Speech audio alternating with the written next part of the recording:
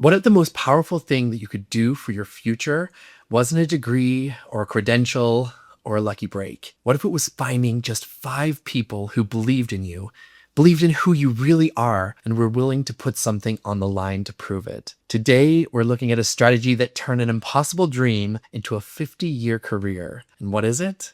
Building a network that builds you.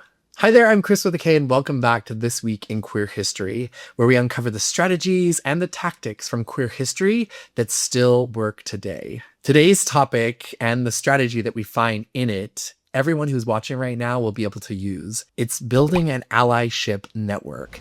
And that's not just friends, and it's not just people who like you, but I'm talking about people who see your potential and are willing to help you access opportunities the system would otherwise deny you. In 2026, today, when trans people are being banned from military service, when healthcare access is being restricted, and when entire communities are being told you do not belong here, this strategy isn't just relevant, it's urgent.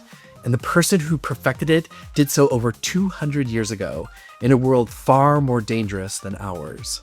This week in queer history, stories told with love and glee. It's the early 1800s, and if you're a woman in the British Isles, your options are wife, mother, governess, or destitute. Medicine was definitely not available, and women were barred from medical schools across Europe. You couldn't study anatomy, you couldn't sit for exams, and you couldn't hold a scalpel in a professional setting. The doors were all closed. It wasn't available to you. Now imagine you're a young person in Cork, Ireland, born around 1789. You're born into a family that's already been crushed by the system. Your father, Jeremiah, he lost his position at the Merchant's Quay because of anti-Catholic sentiment and ended up in debtor's prison. Your family is broke, disgraced, and powerless. So here's the question that changes everything. What do you do when you have the talent, but the world refuses to let you use it? You find people who will help you rewrite the rules. The young person we're talking about was born Margaret Ann Bulkley, and the first stroke of luck, or maybe the first piece of the network, was family. Margaret's mother, Mary Ann, was the sister of James Barry, a well-known painter and member of the Royal Academy in London. When the painter died in 1806, he left behind more than paintings. He left behind connections. And this is where the strategy kicks in. Through the late painter's circle, Margaret's family connected with a remarkable group of progressive thinkers. General Francisco de Miranda, the Venezuelan revolutionary who fought alongside Simón Bolívar and championed education for women. Edward Fryer, a scholar who became Margaret's personal tutor. The Earl of Buchan, a Scottish aristocrat with radical ideas about merit over birthright. And Daniel Reardon, a solicitor who handled the practical details. And these weren't casual acquaintances. These were co-conspirators. Together, they hatched a plan. Margaret would assume the identity of her dead uncle, enroll at Edinburgh Medical School, and become a doctor. On December 14th, 1809, a letter was signed, James Barry, for the first time. And on the envelope, Solicitor Reardon wrote, Miss Bulkley, one of the last times that name would appear in writing. A few weeks later, in November 1809, a young man named James Barry enrolled in Edinburgh. And we have to take a moment to think about this, because this wasn't a solo decision made in desperation. It was a coordinated operation involving at least 4 people who each brought something different to the table. Funding, connections, education, legal cover.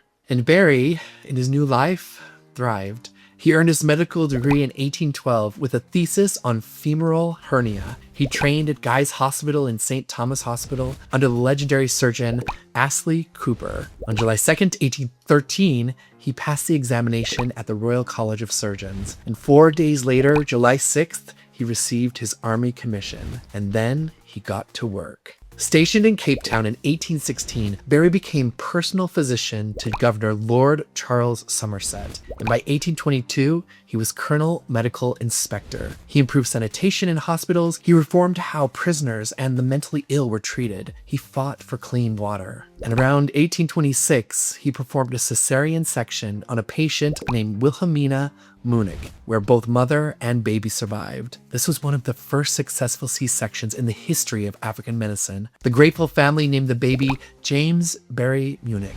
That child's descendants would eventually become Prime Minister of South Africa. Yeah. Amazing. A person the system said shouldn't be allowed to study medicine saved 2 lives in a single operation and changed the trajectory of an entire family line for generations. And Barry's career spanned decades and continents. Mauritius, Jamaica, St. Helena, where he was court-martialed and found not guilty. Malta, where he battled a cholera epidemic. Corfu and eventually Crimean War. In 1855, he crossed paths with Florence Nightingale, who called him the most hardened creature I ever met. 2 brilliant, possibly queer medical professionals, both hiding something, clashing in a war zone. Nightingale had no idea she was arguing with someone who understood exactly what it meant to fight for recognition in a world that refused to see you. By 1857, Barry held the rank of Inspector General of Hospitals, which was the equivalent of Brigadier General. He was posted to Canada before being forcibly retired in 1859, and he died on July 25th, 1865, at 14 Margaret Street in London.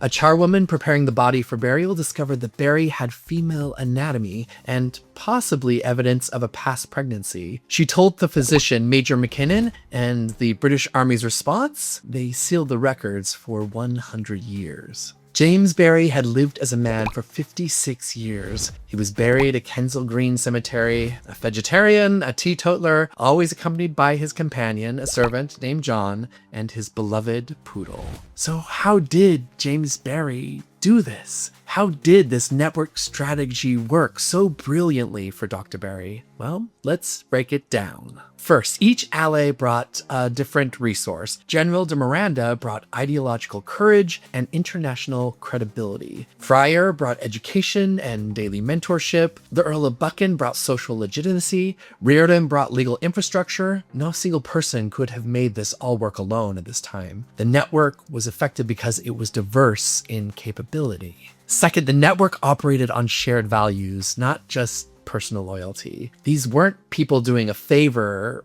Maybe they were, but they were also people who genuinely believed that talent should not be wasted because of an accident of birth. That shared conviction made the conspiracy durable. It survived years of pressure without anyone breaking. And Barry maintained the network through excellence. Once he was in the door, he didn't coast. He became one of the most accomplished military surgeons in British history. Every successful surgery, every sanitation reform, every life saved validated the network's investment. His allies may have opened the door, but he walked through and started running. Next, the strategy was generational. Barry didn't just benefit from allies, he became one. His medical reforms saved thousands of lives across multiple continents. The baby he delivered in Cape Town carried his name into political dynasty. The network's impact compounded over time. And this is what really separates an allyship network from just a contact list. A contact list is transactional, but a network built on shared belief is transformational. Our members make this work possible. They help me find and share the moments from queer history that remind us that we've always been here and we have always been resilient. If you want to be a part of that, check the link in the description. And if money is tight right now, I get it. I totally understand. But subscribing and leaving a positive review and sharing it, that will help us beyond measure. Most of all, thank you for being a part of this. When I started learning about Dr. James Barry, I couldn't believe it. I mean, this is a trans man living his truth in the 1800s when the world was so much more restrictive and so much more dangerous. That takes so much courage, and I don't think most of us will ever be able to summon that or find that. But what I really found fascinating and powerful was looking at the network. All of the people around Barry, they said, we see you and we believe in you and let's make this happen for you. And I think back to my own life, to undergrad, and to the people who let me be exactly who I was when I was still figuring things out. And I'm just so grateful for them that they didn't just tolerate me, but they championed me and they encouraged me and they supported me. And what breaks my heart right now in 2026 is that trans people are being banned from serving in the United States military. If you just think about what Dr. Barry accomplished as a military surgeon, one of the most decorated medical careers in British Army history, life-saving surgeries, public health reforms across continents, and all of that accomplished by someone the system said shouldn't even exist. When we deny people the ability to serve, to pursue their calling, to be the best that they can be, we don't just hurt them, we hurt ourselves. We lose the next Dr. Barry. We lose the brilliance that we can't afford to waste. So here's our playbook. This week, I want us to build our network. I want you to identify your 5. Write down 5 people who genuinely believe in your potential. And not people who are nice to you or smile at you in the hallways, but people who would put something on the line for you. And if you can't name 5, that's your starting point. And then I want you to make a specific ask. Dr. Barry's network worked because each person contributed something concrete. Call one of your 5 this week and ask for something specific, an introduction to someone in your field, feedback on a project, a recommendation, and then you can be someone else's network. Think of one person in your life, especially a young queer person who has talent the system is blocking. Reach out, offer something real, mentorship, a connection, your time. And then I want you to document your allies. Yes, I want you to keep a running list of people who have helped you and how they've helped you. And this isn't for leverage, it's for gratitude, so that you remember to return the favor. And then you have to show up with excellence. Dr. Barry didn't just get through the door, he became the best surgeon in the room. Whatever opportunity your network creates for you, honor it by being undeniable. All of these lessons from Dr. Barry, it's not just find good people. It's that when good people coordinate around a shared belief in someone's potential, they can beat any system, any century, and any obstacle. I want to hear from you. Who is in your network? Who are the people who believed in you before the world did?